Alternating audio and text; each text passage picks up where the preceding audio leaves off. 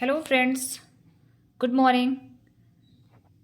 कल का जो क्लास था उसमें मैंने आप लोगों को endogenetic and exogenetic forces complete करवा दिया था, जिसमें हम लोग बहुत टाइप का फोर्सेस पढ़े थे, सारा टर्मिनोलॉजीज देखे थे। वो सारा कुछ हो गया। अब आज हम लोग जियोमॉर्फोलॉजी में आगे बढ़ेंगे और आज हम लोग देखेंगे कॉन्टिनेंटल ड्रिफ्ट थ्योरी और इसे किसने दिया और ये सब क्या है सारा कुछ। और ये मैं बता दूं आप लोगों को कि ये जो टॉपिक है वो एग्जाम फेवरेट टॉपिक है, इस पे क्वेश्चंस रहते हैं। तो चलिए फिर स्टार्ट करते हैं। आप लोग सोच रहे होंगे कि ये वर्ल्ड का मैप क्यों है। तो देखिए, ज्योग्राफी में मैप का बहुत ही इम्पोर्टेंस है और बिना मैप का ज्योग्राफी पॉसिबल नहीं है। मैं इसलिए ज्योग्राफिकल मैप आप लोगों के सामने रख रही हूँ क्योंकि मैं आप लोगों को कुछ रफ आइडियाज़ देना चाहती हूँ। ये जो ज्योग्राफिकल, ये जो वर्ल्ड का मैप है, इसमें आप लोग कुछ क्या गेस कर पाते हैं? ये तो पता है कि ब्लू पार्ट जो है this is the ocean and these all are the continents. ये तो आप लोग सबको पता होगा, ठीक है। और यहाँ पे आप लोग मैं आप लोगों को एक चीज़, मतलब इस पॉइंट ऑफ व्यू से थोड़ा सोचो। This is north America, this is south America, ये अफ्रीका है एंड दिस इज़ यूरोप, ठीक है। और बीच में आप देख रहे होगे कि एक एस लाइक, ये एक एस टाइप का हल्का सा एक ओशियन है बीच में। तो आप लोग को नहीं लगता है कि ये फिगर जो है, मतलब ये जो फिगर दिख रहा है आप लोगों को, ऐसा नहीं लग रहा है? एक मिनट मैं इसे हटाती हूँ। ये आप ध्यान से देखो, ये बाउंड्रीज देखो, कोस्ट लाइन, और ये देखो, नहीं लगता है कि पहले कभी ये पर्टिकुलर पॉइंट जो है कि इसमें ऐसे कनेक्टेड होगा, ये बाद में कुछ ऐसा कुछ हुआ और ये सेपरेट हो गया, ऐसा लगता है या नहीं? फिर ऊपर ये जो पार्ट है इसमें भी वैसे ही आप देखोगे तो ऐसा फील होता है कि ये कभी ना कभी एक दूसरे से कनेक्टेड होगा और कुछ ऐसा हुआ है जिसके कारण ये सेपरेट हो गए आपस में, और सेपरेट होने के बाद ये जो पर्टिकुलर पार्ट है ये ओशियन बन गया। तो आगे हम लोग इसी की स्टडीज करने जा रहे हैं। ऐसे तो कंप्लीट ये एजम्पशन है, हम लोग नहीं कह सकते हैं कि हाँ दिस इज द ट्रूथ। ये तो नहीं कहा जा सकता है कि हाँ ये जो हम बोल रहे हैं वो सही ही है, लेकिन अगर आप इस डायरेक्शन में थोड़ा सा सोचो तो लगेगा कि हाँ ये कनेक्टेड दिखता तो है। अब क्या है वो नहीं पता। तो ऐसा एज्यूम किया जाता है कि बहुत साल पहले, बहुत वर्षों पहले, ये पूरा जो आप कॉन्टिनेंट्स देख रहे हो ये पूरा एक ही था। मतलब whole continents are the single one, मतलब all are connected with each other and the oceans were, मतलब ओशियंस एक अलग फिर सेपरेटेड था, ऐसा एक माना जाता है। अब आगे हम लोग इसी के पर्सपेक्ट में देखने वाले भी हैं कि ये क्या चीज़ है।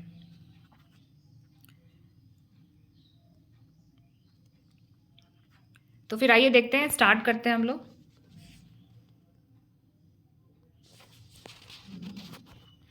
ये देखिए, थ्योरी ऑफ कॉन्टिनेंटल ड्रिफ्ट। ये कॉन्टिनेंटल ड्रिफ्ट वर्ड जो है, हाँ ये कॉन्टिनेंटल ड्रिफ्ट, सॉरी मैं यहाँ पे हिंदी लिखना भूल गई हूँ, मैं लिख दे रही हूँ यहाँ पे। कॉन्टिनेंटल ड्रिफ्ट को हिंदी में कहते हैं महाद्वीपीय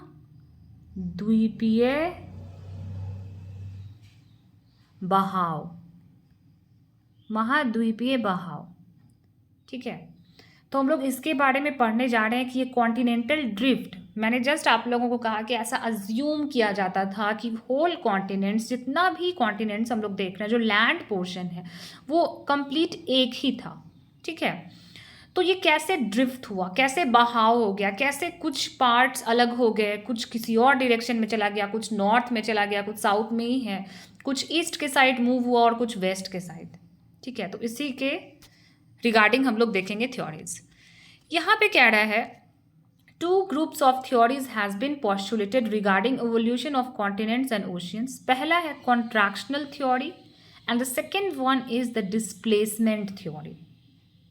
Among contractional theories, the tetrahedral theory is the most important. But the contractional theory now became outdated.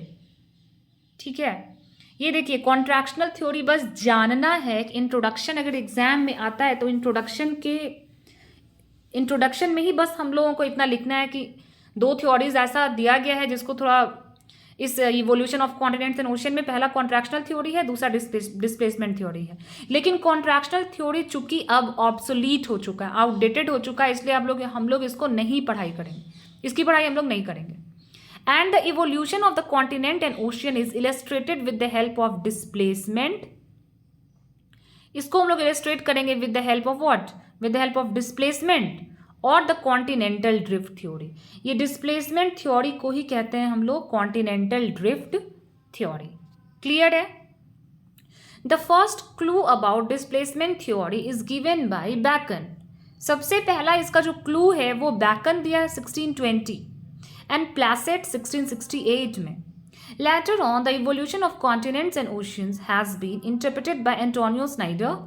ठीक है, बाद में इसको इंटरप्रेट किसने किया? तो Antonio Snider, F.B. Taylor, Alfred Wegener, Arthur Holmes and plate tectonics, ये सबसे इसको फिर बाद में इंटरप्रेट किया गया और आगे इसको और बढ़ाया गया। अब देखिए वीगनर्स कॉन्टिनेंटल ड्रिफ्ट थ्योरी जो कि सबसे ज़्यादा इंपॉर्टेंट है। वीगनर ने क्या कहा है? वीगनर का पूरा नाम है Alfred Wegener. Alfred Wegener the German climatologist, ये जर्मनी का था, is considered the founder of the continental drift theory. अगर कॉन्टिनेंटल ड्रिफ्ट थ्योरी का फाउंडर पूछा जाता है तो वो कौन है? Alfred Wegener. Because Alfred Wegener in 1910 presented a mature description of the continental drift in his book Die Entstehung der Kontinente and Oceanie। ये इनका बुक का नाम था। इसमें इन्होंने पूरा डिटेल्ड एनालिसिस दिया था, डिस्क्रिप्शन दिया था कॉन्टिनेंटल ड्रिफ्ट थ्योरी का। इट्स इंग्लिश ट्रांसलेशन 1910 में इन्होंने ये दिया और 1924 में इनका इंग्लिश ट्रांसलेशन पब्लिश होता है। इसका नाम है evolution of the continents and ocean. Is it clear to everyone? अब आगे देखते हैं। कह रहा है Wegener observed ample evidences to indicate widespread climatic changes throughout the geological past. ये जो वीगनर है उसने बहुत सारा एविडेंस इकट्ठा किया, उसे बहुत सारी ऐसी एविडेंसेस मिली जिससे उसको लगा कि नहीं, एक बहुत ही वाइड स्प्रेड क्लाइमेटिक चेंज हो रहा है। अब वो क्या क्या है मैं आप लोगों को भी दिखाती हूँ जो वीगनर ने अपने बुक में लिखा है। देखिए वीगनर का कहना है Brazil, South Africa, peninsular India, Australia, Antarctica, ये सारे जगहों पे fossils of glossopteris flora and evidences of carboniferous glaciation has been observed. ये ग्लोसेप्टेरस फ्लोरा जो है एक छोटा सा प्लांट है, उसका फॉसिल्स ये सारे जगहों पे मिला है और कार्बोनिफेरस ग्लेशिएशन भी। Brazil, South Africa, peninsular India, Australia, Antarctica, ये सारे जगहों पे मिला है। अब यहाँ का मेन इंपॉर्टेंट लाइन आप लोग देखिए, except Antarctica other are now area of tropical climate. अगर आप अंटार्कटिका को छोड़ दीजिए जो कि साउथ पोल में है, बाकी सारा पोर्शन ब्राज़ील हो गया, south Africa, peninsular India and Australia, ये सारा ट्रॉपिकल क्लाइमेट में है, जबकि अंटार्कटिका जो है वो सिंगल टेम्परेट क्लाइमेट में है। ठीक है, while the evidences are associated with cold climate. तो समझ में आया कि ये कैसे संभव है?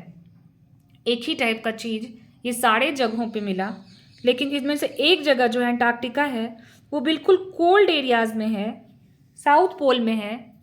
जैसे कि ये मान लीजिए अर्थ है, ये आप लोगों ने ज्योग्राफी में पढ़ा होगा, ये इक्वेटर है, ठीक है, ये ट्रॉपिक ऑफ कैंसर है, ये ट्रॉपिक ऑफ कैप्रिकॉर्न है। ये जो रीजन है इसको कहते हैं ट्रॉपिकल एरिया। जो भी कॉन्टिनेंट्स यहाँ पे आएंगे उसको कहते हैं ट्रॉपिकल। उसके बाद जो भी कॉन्टिनेंट्स इधर आएगा उसको कहेंगे टेम्परेट, और ये जो ऊपर आएगा नॉर्थ पोर्शन नॉर्दर्न हेमिस्फीयर में वो भी क्या हो जाएगा? टेम्परेट हो जाएगा। तो अंटार्कटिका जो है ये नॉर्थ पोल है, ये साउथ पोल है। अंटार्कटिका जो है वो यहाँ पे है। तो कह रहा है कि अंटार्कटिका को देखा जाए तो वो टेम्परेट में है, बाकी सारा एरिया, बाकी सारा जगह जो है ब्राज़ील, साउथ अफ्रीका, ये सब ट्रॉपिकल रीजन में। तो ऐसा कैसे संभव हो पाया कि ये सारे जगहों पे एक ही एविडेंस देखने को मिलता है? आगे बढ़ते हैं। Second, huge coal reserves are found in appellation of USA, Britain, Central Europe, and Shanxi and Shanxi region of China, which is indicative of hot and humid climate. कह रहा है कि ह्यूज कोल रिजर्व्स पाया जाता है ये सारे जगहों पे. Appalachian of USA, Britain, Central Europe, Shansi and Shensi region of China. तो ऑब्वियसली कोल्ड रिजर्व्स है, मतलब वो क्या है, indicative of hot and humid climate. मतलब वो इक्वेटोरियल क्लाइमेट होना चाहिए, बिल्कुल हॉट और ह्यूमिड होना चाहिए. While at present these are an area of full temperate climate. अभी जितना भी एरिया का जिक्र हुआ है यहाँ पे, Appalachian mountain of USA, Britain, Central Europe, Shansi and Shensi region of China, ये सारा का सारा जो है वो टेम्परेट क्लाइमेट में आता है. ऐसा क्यों? जबकि कोल्ड रिजर्व तो हॉट एंड ह्यूमिड एरिया में ही होना चाहिए. ठीक है, तो ये एक पॉइंट था ऑल्फ्रेड वीगनर का. थर्ड देखते हैं. कह रहा है कि similarly the evidences of roots of trees have been observed in Greenland.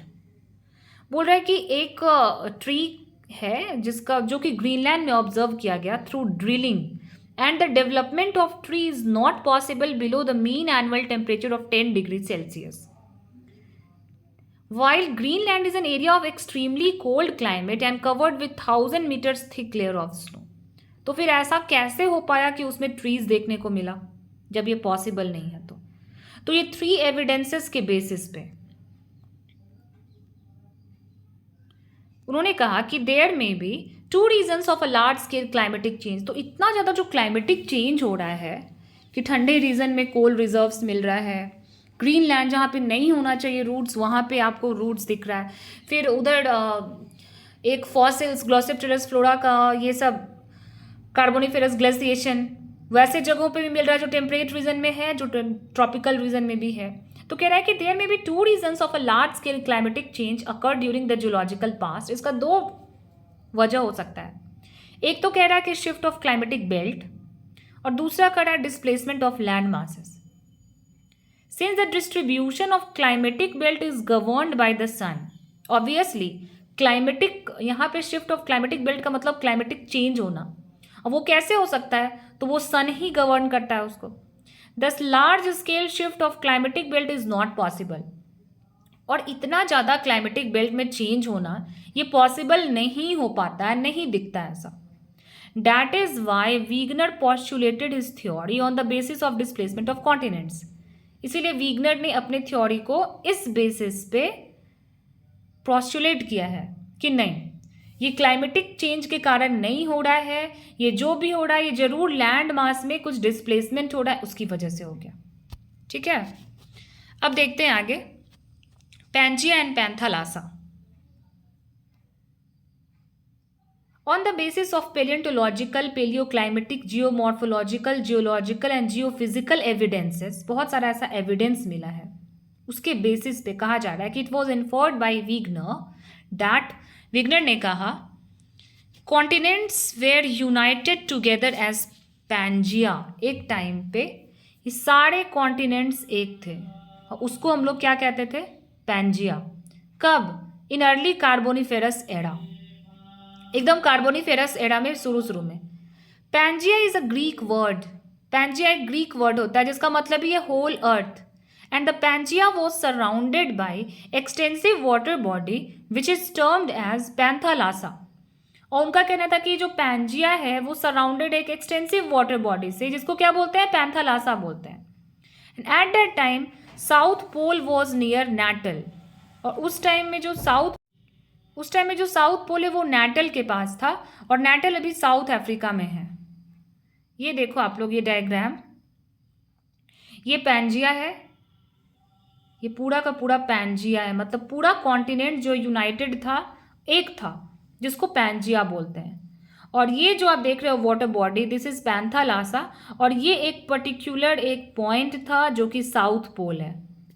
ठीक है, नैटल. अभी ये जो नैटल है वो साउथ अफ्रीका में है. तो ये तो एक पॉइंट आप लोगों ने देखा पैंजिया और पैंथालासा. अब आगे देखते हैं लॉरेशिया एंड गोंडवाना लैंड. आगे वीगनर ने कहा the continents are made up of sial. ये जो कॉन्टिनेंट्स है वो सियाल से बना हुआ है. अब आई थिंक आप लोगों को ये आइडिया हो गया होगा। मैंने जब वो क्लास मैं जब ले रही थी सियाल सीमा ये सब, तो मैंने कहा था कि पूरा ज्योग्राफी ही डिपेंडेंट है ये सारे टॉपिक्स पे। अगर आप इसको नहीं पढ़ोगे तो आगे समझ नहीं आएगा, ठीक है। तो विगनर का कहना है कि कॉन्टिनेंट जो वो सियाल से बना हुआ है and the sialic blocks are floating over sima, और ये जो सियालिक ब्लॉक्स है वो सीमा पे फ्लोट कर रहा है। सीमा भी समझ में आ रहा होगा आप लोगों को, और एक सबस्ट्रेटम पे विदाउट एनी ऑब्स्टेकल। अब उन्होंने कहा कि ये जो फ्लोट कर रहा है, ये जो कॉन्टिनेंट जो है ये ओशियन पे फ्लोट कर रहा है ड्यूरिंग लेट कार्बोनिफेरस पीरियड। मतलब अर्ली कार्बोनिफेरस पीरियड में तो पैंजिया और पैंथालासा है। बोल रहा है लेट कार्बोनिफेरस पीरियड में क्या होता है, Pangaea disrupted to huge land mass. Pangaea जो है वो टूट जाता है ह्यूज लैंड मास में, बहुत सारा लैंड मास में टूट जाता है। 2 लैंड मास में, एक को कहते हैं Laurasia and the second one is Gondwana land, ठीक है। मतलब ये जो बड़ा सा एक पैंजिया था वो लैंड मासेस में ब्रेक हो जाता है, एक को लॉरेशिया कहते हैं और दूसरे को गोंडवाना लैंड बोलते हैं। वाइल गोंडवाना लैंड इंक्लूड्स, अब गोंडवाना लैंड में क्या क्या आता है, तो south America, Africa, peninsular India, Australia and Antarctica, ठीक है। और लॉरेशिया में क्या क्या आ गया, नॉर्थ अमेरिका एंड यूरेशिया पूरा। अब ये जो, तो इसका मतलब क्या हुआ कि जो लॉरेशिया है वो नॉर्थ साइड चला गया और गोंडवाना लैंड जो है वो साउथ साइड में आ गया। और ये जो बीच का पार्ट है, the intervening part between this 2 land masses therefore transformed into a long, narrow and shallow water body which is termed as Tethys geosyncline. Opening of Tethys, उसको टेथिस जियोसिंक्लाइन कहते हैं, जिसमें कि सेडिमेंटेशन होते रहा बहुत दिन तक, टिल मिड मेसोजोइक एरा तक उसमें सेडिमेंटेशन होता रहा। ये देखो आप लोग, ये डायग्राम है, ये लॉरेशिया है जो कि नॉर्थ साइड है, ये गोंडवाना लैंड है जो कि साउथ साइड में है, और बीच का जो ये पार्ट है that is Tethys geosyncline. Is it clear? अब आगे बढ़ते हैं। Drift on continents and present position of continents and ocean. ये तो हम लोगों ने देख लिया कि कैसे अर्ली कार्बोनिफेरस एरा में क्या रहा, लेट कार्बोनिफेरस एरा में क्या होता है। अब प्रेजेंट पोजीशन क्या है, कह रहा है कि under the impact of various forces the Laurasia and Gondwana land disrupted into various part during Jurassic period. अब ये जो लॉरेशिया है और ये जो गोंडवाना लैंड है, अब ये भी बहुत सारे पार्ट में डिसरप्ट हो गया। कब? जुरासिक पीरियड में। The north and South America drifted westward. बोल रहा है कि नॉर्थ अमेरिका और जो साउथ अमेरिका है, नॉर्थ अमेरिका है, मान लीजिए ये नॉर्थ अमेरिका है, सॉरी ये इधर नॉर्थ अमेरिका है और ये साउथ अमेरिका है। कह रहा है कि ये वेस्ट की तरफ जाना शुरू हो गया, ठीक है, under the influence of tidal force of moon and sun. कैसे जा रहा है? तो सन और मून के टाइडल फोर्स के इन्फ्लुएंस में। Since North and South America drifted at different rate, अब बोल रहा है कि दोनों का ड्रिफ्टिंग रेट अलग था। नॉर्थ अमेरिका जो है वो अलग रेट से ड्रिफ्ट हो रहा है, साउथ अमेरिका जो है वो अलग रेट से ड्रिफ्ट हो रहा था, ठीक है। Hence the S shape of Atlantic ocean could be possible. एक एस शेप का अटलांटिक ओशियन बीच में पॉसिबल हो पाया। Further more strong and powerful resistance has been offered by sima. ये सीमा ओशियन को कहा जा रहा है। बोल रहा है कि बहुत, अब वो जो ड्रिफ्ट हो रहा है तो वो रेसिस्टेंस भी फेस करता है। Offered by sima to North and South America, मतलब नॉर्थ और साउथ अमेरिका दोनों में वो रेसिस्टेंस वो मतलब फील होता है, मतलब वहाँ पे रेसिस्टेंस हुआ। Consequently the geosynclinal sediments along the western margin of North and South America get folded. बोल रहा है जिसके कारण क्या होता है कि पूरा ये जो रीजन है, कह रहा है कि इतना ज़्यादा रेसिस्टेंस यहाँ पे होता है, इतना ज़्यादा, जिसके कारण क्या होता है कि जियोसिंक्लिनल सेडिमेंट्स था, इधर नॉर्थ अमेरिका और साउथ अमेरिका दोनों का बात हो रहा है, जो सेडिमेंट्स है वो फोल्ड हो जाते हैं और फोल्ड होने के कारण Rocky and Andes mountain system evolve हो जाता है, ठीक है। आप लोगों ने पढ़ा होगा कि नॉर्थ अमेरिका में क्या है, रॉकी, और साउथ अमेरिका में एंडीज है, ठीक है। ये देखो यहाँ पे तो डायग्राम क्लियर नहीं है, हम लोग बाद में उसको मैप में देखेंगे, ठीक है। अब आगे देखते हैं। कह रहा है कि simultaneously the Africa and peninsular India drifted northward. ये जो अफ्रीका है और ये जो पेनिनसुलर इंडिया है ये इसका क्या होता है, तो ये नॉर्थ की तरफ मूव करते हैं, या फिर हम लोग कह सकते हैं इक्वेटर की तरफ, as a result of differential gravitational force and force of buoyancy. Consequently the sediments of Tethys, अब ये जो इंडिया जो मूव कर रहा है ऊपर की तरफ और जो अफ्रीका मूव कर रहा है, इसके कारण ये जो जियोसिंक्लिनल सेडिमेंट्स था ये भी फोल्ड हो जाता है, और फोल्ड होकर के क्या होता है, एल्पाइन ओरोजेनेटिक बेल्ट का फॉर्मेशन होता है, और इसी बेल्ट के तहत एटलस माउंटेन, आल्प्स, हिमालय, ये सब का फॉर्मेशन होता है। As well as the Indian ocean can improve existence, और फिर वहाँ पे इंडियन, अब वो सारा पोर्शन जो है, जो सारा पार्ट है इंडिया अफ्रीका सब ऊपर चला गया, तो उसके कारण क्या होता है, इंडियन ओशियन जो है वो नीचे में वो जगह ले पाता है। तो और जो पैंथालासा है वो ट्रांसफॉर्म होकर क्या बन जाता है, present Pacific ocean, as a result of encroachment of land masses from different direction. अब आगे बोल रहा है, thus the continents and ocean acquired their present position between Pleistocene mid Pleistocene period, Pliocene से लेकर के मिड प्लिस्टोसीन पीरियड तक ये जो प्रेजेंट हम लोग देख रहे हैं अभी का जो कॉन्टिनेंट्स एंड ओशियन का जो स्ट्रक्चर है वो वैसा हो जाता है। अब कह रहा है कि according to Wegener, in fact the continents drifted away from the pole which is termed as flight from the pole. मतलब यहाँ पे क्या होता है, कॉन्टिनेंट्स जो है अपने पोल से ड्रिफ्ट होकर के ऊपर की तरफ गया, तो इस पर्टिकुलर मतलब ये जो एक इस पर्टिकुलर ये जो फिनोमिनन है इसको हम लोग कहते हैं flight from the pole. Simultaneously continuous changes in the position of pole has taken place, और बोल रहा है कि जो पोल है ये बहुत बार ऐसा चेंजिंग हुआ है, ठीक है, बहुत साइमल्टेनियसली ऐसा होते आया है during geological past which is known as wandering of pole, इसलिए इसको वॉन्डरिंग ऑफ पोल भी कहते हैं। हाँ देखिए यहाँ पे ये डायग्राम है, मैं यहाँ पे एक बार आप लोगों को समझा देती हूँ। ये नॉर्थ अमेरिका, ये साउथ अमेरिका है, ये वेस्ट की तरफ मूव करने लगा, ठीक है। यहाँ पे हम लोग जो ये प्रेजेंट पोजीशन वाला पढ़ रहे थे उसमें यही कर रहा है कि ये वेस्ट की तरफ मूव हो रहा है दोनों, और वेस्ट की तरफ मूव होने के कारण ये जो आप ओशियन देख रहे हो, ओशियन से बहुत घर्षण होता है, रेसिस्टेंस होता है, जिसके कारण यहाँ का जो सेडिमेंट्स है वो फोल्ड होकर के ये एंडीज माउंटेन बन जाता है, और नॉर्थ अमेरिका में ये जो है वो रॉकीज माउंटेन बन जाता है। अब इंडिया को देख लो, इंडिया ऐसे इक्वेटर की तरफ मूव करता है, अफ्रीका भी ऊपर की तरफ, तो इसके कारण क्या होता है कि जो टेथिस जियोसिंक्लाइन है ये भी फोल्ड होकर के एल्पाइन ओरोजेनेटिक बेल्ट का फॉर्मेशन होता है, जिसका ही मतलब पार्ट है हिमालय। क्लियर है। अब देखिए एविडेंसेस, बोला क्या एविडेंस है, the evidence cited in favour of continental drift में बी ग्रुप में टू हेड्स। बोला है कि कुछ वैसा एविडेंस होना चाहिए जिसके कारण कि हाँ लगे कि ये जो थ्योरी दिया है विग्नर ने ये सही है, तो हाँ है ऐसा। पहला है ट्रेडिशनल एविडेंस, कुछ ट्रेडिशनल जैसे कि jigsaw fit, similarities in geological structure and mountain system, carboniferous, fossils of glossopteris flora, westward drift of Greenland, distance between Greenland and Canada measured. कह रहा है कि हाँ ऐसा बहुत सारा मिलता है हम लोग को एविडेंसेस जिससे लगता है कि नहीं ये चीज़ सही है। जिग्सॉ फिट मैंने जो आप लोगों को शुरू में बताया कि आप सारे कॉन्टिनेंट्स को अगर एक साइड मान लीजिए कि वो एक पजल है, पजल की जब सबको एक साथ जोड़ोगे तो सब एक दूसरे में फिट हो जाता है, तो एक तो वो हो गया। दूसरा कह रहा है कि जो फॉसिल मिला हम लोगों को ग्लोसेप्टेरस फ्लोरा का अलग अलग जगह पे, ये एक है। ये वेस्टवर्ड ड्रिफ्ट ऑफ ग्रीनलैंड, ये ग्रीनलैंड बराबर जो है वो आगे की तरफ ड्रिफ्ट होता जा रहा है, जिसके कारण ग्रीनलैंड और कनाडा का बहुत बार डिस्टेंस भी मेजर किया गया, तो वो अलग अलग मतलब डिस्टेंस बढ़ता जा रहा है। 1832 में कुछ और था, 1870 में कुछ और, 1917 में कुछ और था।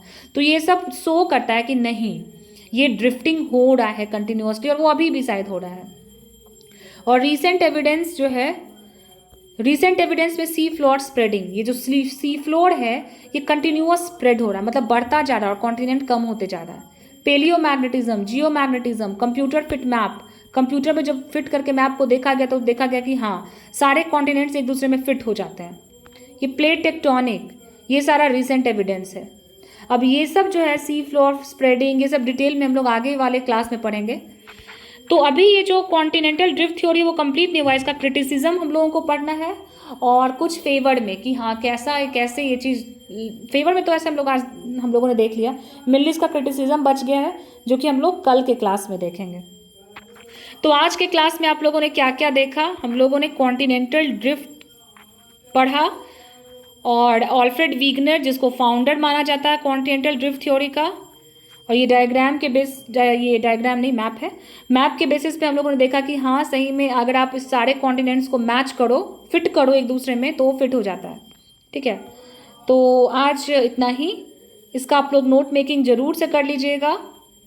और दोस्तों फिर से मैं कह रही हूँ कि प्लीज़ वीडियोस देखते जाइए। एग्ज़ाम तक आप लोगों को लगेगा कि मेंस का पूरा सिलेबस कंप्लीट हो गया है, कुछ नहीं बचा हुआ है, बस क्वेश्चन आंसर प्रैक्टिस करने के लिए बच जाएगा। वो भी मैं संडे संडे करवाना शुरू कर रही हूँ। सिर्फ ज्योग्राफी के लिए, ऑप्शनल के लिए आप लोग को कभी कोई टेंशन नहीं होगा। इसलिए प्लीज़ मेरे साथ बने रहें, मेरे वीडियोज़ को देखते रहें और इसे ज़्यादा से ज़्यादा शेयर करें उन लोगों तक, ताकि ये वीडियोस पहुंचे जिनको रियल में इसका ज़रूरत है, जो लोग रिमोट एरियाज़ में रह रहे हैं, जो कोचिंग नहीं अफोर्ड कर पा रहे हैं, नहीं जा पा रहे हैं किसी भी वजह से। उनको मैं सही कह रही हूँ, उनको नहीं जाने का ज़रूरत पड़ेगा। और मैं सारा कुछ कोशिश करूँगी कि वीडियोज़ में अवेलेबल करवा दूँ। और जैसे जैसे आगे हम लोग बढ़ते जाएंगे, मैं फ्री PDFs भी अपलोड करूँगी जहाँ से आप लोग डाउनलोड कर सकते हैं। इसलिए प्लीज़ आप लोग देखिए वीडियो, नोट्स बनाइए और अच्छे से पढ़ाई कीजिए। तो इसी के साथ ही आज का हम लोग ये सेशन एंड करते हैं। Thank you very much.